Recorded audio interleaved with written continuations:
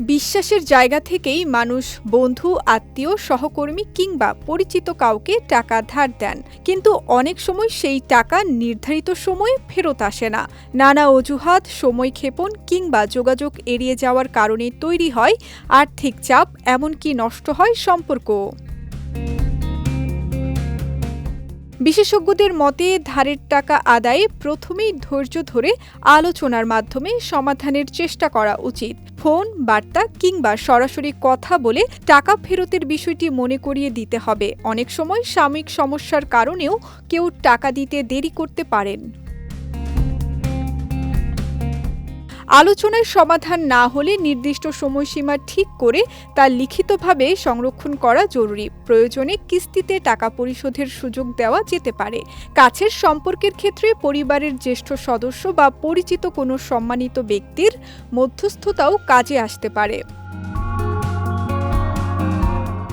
আইন বিশেষজ্ঞরা বলছেন, ধারের টাকা উদ্ধারের সবচেয়ে গুরুত্বপূর্ণ বিষয় হল প্রমাণ। টাকা দেওয়ার রসিদ, ব্যাংক লেনদেনের তথ্য, চেক, মেসেঞ্জার বা হোয়াটসঅ্যাপের বার্তা, এসএমএস কিংবা ইমেল ভবিষ্যতে আইনি প্রক্রিয়ায় গুরুত্বপূর্ণ ভূমিকা রাখতে পারে।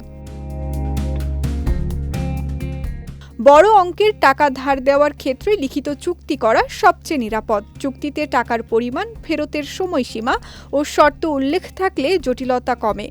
পাশাপাশি সিকিউরিটি চেক নেওয়াও একটি কার্যকর ব্যবস্থা হতে পারে।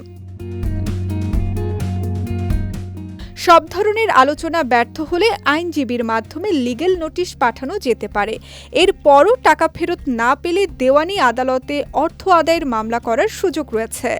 আর শুরু থেকেই প্রতারণার উদ্দেশ্যে টাকা নেওয়ার প্রমাণ থাকলে পরিস্থিতি অনুযায়ী ফৌজদারি আইনের আশ্রয় নেওয়া যেতে পারে।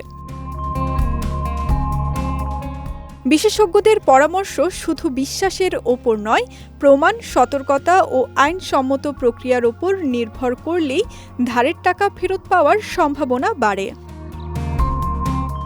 বিজয় টিভি নিউজ ডেস্ক।